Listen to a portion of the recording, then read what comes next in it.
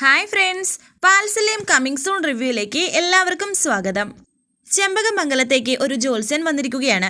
അദ്ദേഹം കാർത്തിയുടെയും മീനാക്ഷിയുടെയും ജാതകം പരിശോധിക്കുന്നു. എന്നിട്ട് അദ്ദേഹം മീനാക്ഷിയുടെ ജാതകത്തിൽ നോക്കി ഒരു കാര്യം പറയുന്നുണ്ട്. ഈ ജാതകത്തിൽ ഇപ്പോൾ ചില പ്രശ്നങ്ങൾ കാണുന്നുണ്ട്. മീനാക്ഷിക്ക് ജാതകവശാൽ ഇപ്പോൾ കഷ്ടകാലമാണ്. ഇത് കേട്ട് എല്ലാവരും വല്ലാത്തൊരു ടെൻഷനോട് തന്നെ നിൽക്കുന്നു. പിന്നീട് പ്രമോയിൽ കാണിക്കുന്നത് കാർത്തി മൈഥിലിയുമായി ചെമ്പകമംഗലത്ത് എത്തുകയാണ്.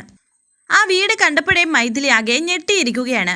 മൈഥിലി ഈ വീട്ടിലേക്ക് വരുന്നില്ല എന്ന് പറഞ്ഞിട്ടും കാർത്തി മൈഥിലിയെ പിടിച്ച് വലിച്ചുകൊണ്ട് വരികയാണ്. അവർ വന്നതും എല്ലാവരും പുറത്തേക്ക് വരുന്നു. വളരെ ദേഷ്യത്തോടെ തന്നെ സാവിത്രി മൈഥിലിയോട് പെരുമാറുകയാണ്. എന്റെ കൈകൊണ്ട് മരിക്കണ്ടെങ്കിൽ ഇറങ്ങി പോടി പുറത്ത്.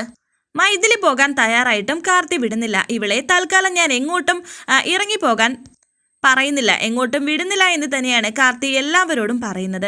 ഇത് കേട്ട് എല്ലാവരും വല്ലാത്തൊരു ഞെട്ടലോടെയാണ് നിൽക്കുന്നത്. എങ്ങനെയാണ് കാർത്തി ഇങ്ങനെ മാറിയത്? മൈഥിലിയെ കണ്ടാൽ കടിച്ചു കീറി തിന്നാൻ നിന്ന കാർത്തി ഇപ്പോൾ മൈഥിലിയെ പിടിച്ച് വീട്ടിലേക്ക് കൊണ്ടുവന്നിരിക്കുന്നു. ഇതാണ് എല്ലാവരുടെയും മനസ്സിലെ ആ സംശയം. ശേഷം അകത്തേക്ക് വന്നതിന് ശേഷം മൈഥിലിയോട് പറയുകയാണ് നന്ദിനി, അതും ദേഷ്യത്തിൽ തന്നെ. എല്ലാവരോടും ക്ഷമിക്കുന്നവളാണ് ഞാൻ, പക്ഷേ നിന്നോട് ഞാൻ ഒരിക്കലും ക്ഷമിക്കില്ല. അത് കേട്ട് വിഷമത്തോടെ നിൽക്കുകയാണ് മൈഥിലി.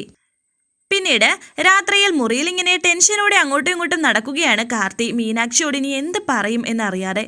മീനാക്ഷി അവിടേക്ക് വന്നപ്പോൾ കാർത്തി പറയുന്നുണ്ട്, എത്ര മോശപ്പെട്ട സ്ത്രീയാണെങ്കിലും അവള് എൻ്റെ കുഞ്ഞിനെ പ്രസവിച്ചവളല്ലേ. ഇത് കേട്ട് ഞെട്ടി നിൽക്കുകയാണ് മീനാക്ഷി. വരാനിരിക്കുന്ന പുതുപുത്തൻ എപ്പിസോഡുമായി വീണ്ടും കാണാം. Thank you for watching. Please subscribe, like, share my channel.